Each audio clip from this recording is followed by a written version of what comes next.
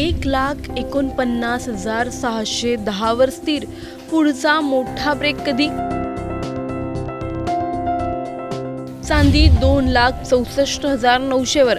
गुंतवणुकीची योग्य वेळ आली?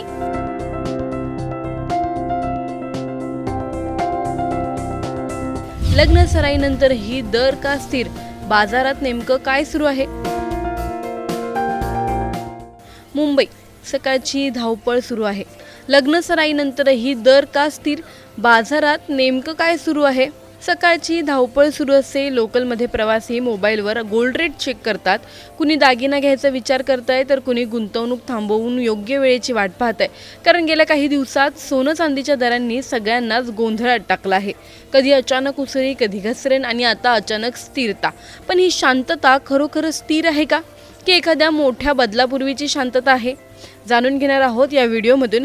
त्यामुळे हा व्हिडिओ शेवटपर्यंत नक्की पहा आणि टाइम्स नाऊ मराठीच्या यूट्यूब, इंस्टाग्राम आणि फेसबुक पेजला फॉलो करायला विसरू नका.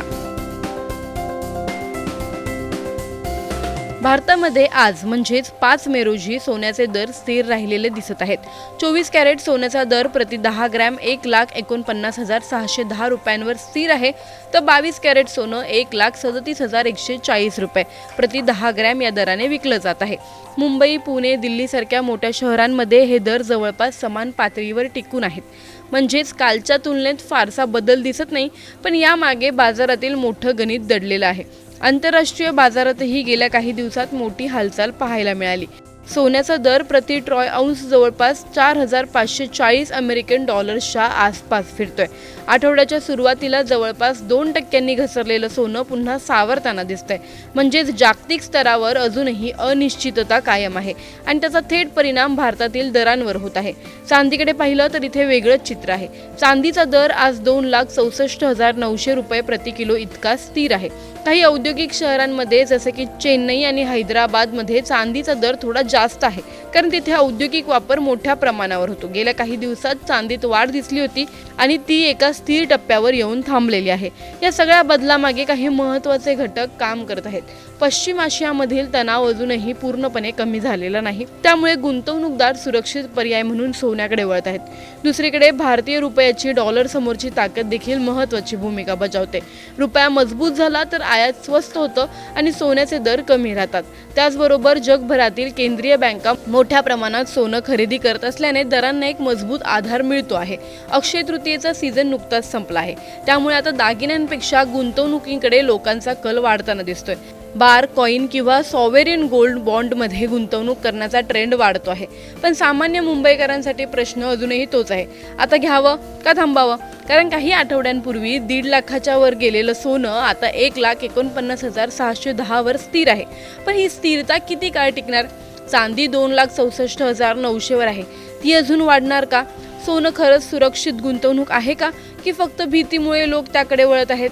आत्ता घेतलेलं सोनं उद्या महाग होणार की स्वस्त? आणि सर्वात महत्त्वाचं, सामान्य माणसाने या दराच्या खेळात नेमकं कधी आणि कसं पाऊल टाकायचं?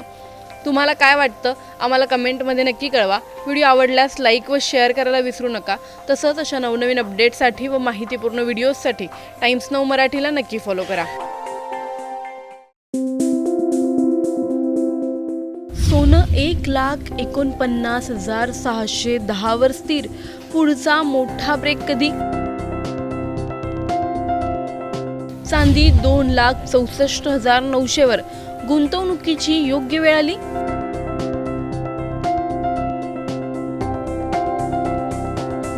लग्न सराईनंतरही दर का स्थिर? बाजारात नेमकं काय सुरू आहे?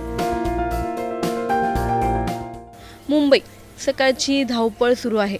लग्न सराईनंतरही दर का स्थिर? बाजारात नेमकं काय सुरू आहे? सकाळची धावपळ सुरू असते. लोकलमध्ये प्रवासी मोबाईलवर गोल्ड रेट चेक करतात. कुणी दागिना घ्यायचा विचार करताय तर कुणी गुंतवणूक थांबवून योग्य वेळेची वाट पाहत आहे. कारण गेल्या काही दिवसात सोनं चांदीच्या दरांनी सगळ्यांनाच गोंधळात टाकलं आहे. कधी अचानक उसळी, कधी घसरण आणि आता अचानक स्थिरता. पण ही शांतता खरोखर स्थिर आहे का, की एखाद्या मोठ्या बदलापूर्वीची शांतता आहे? जाणून घेणार आहोत या व्हिडिओमधून. त्यामुळे हा व्हिडिओ शेवटपर्यंत नक्की पहा आणि टाइम्स नाऊ मराठीच्या यूट्यूब, इंस्टाग्राम आणि फेसबुक पेजला फॉलो करायला विसरू नका. भारतामध्ये आज म्हणजेच 5 मे रोजी सोन्याचे दर स्थिर राहिलेले दिसत आहेत.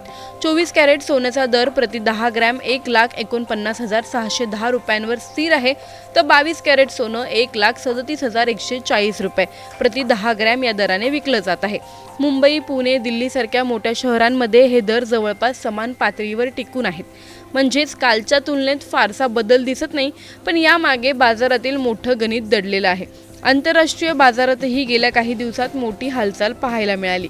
सोन्याचा दर प्रति ट्रॉय औंस जवळपास 4,540 अमेरिकन डॉलर्सच्या आसपास फिरतोय.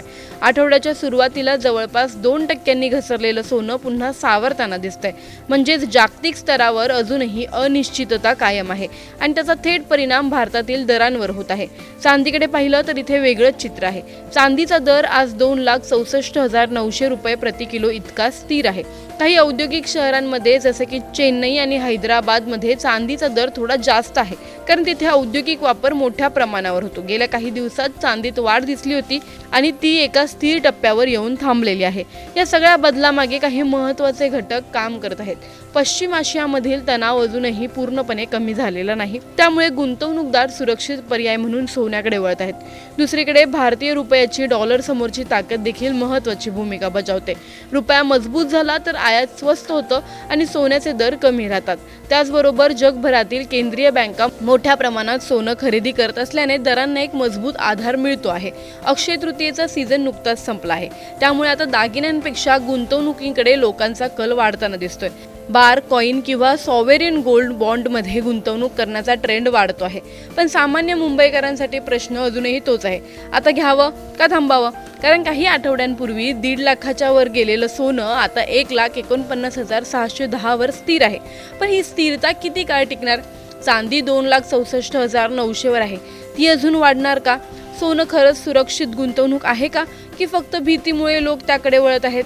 आत्ता घेतलेलं सोनं उद्या महाग होणार की स्वस्त? आणि सर्वात महत्त्वाचं, सामान्य माणसाने या दराच्या खेळात नेमकं कधी आणि कसं पाऊल टाकायचं? तुम्हाला काय वाटतं? आम्हाला कमेंटमध्ये नक्की कळवा. व्हिडिओ आवडल्यास लाईक व शेअर करायला विसरू नका. तसंच अशा नवनवीन अपडेट्ससाठी व माहितीपूर्ण व्हिडिओजसाठी टाइम्स नाऊ मराठीला नक्की फॉलो करा.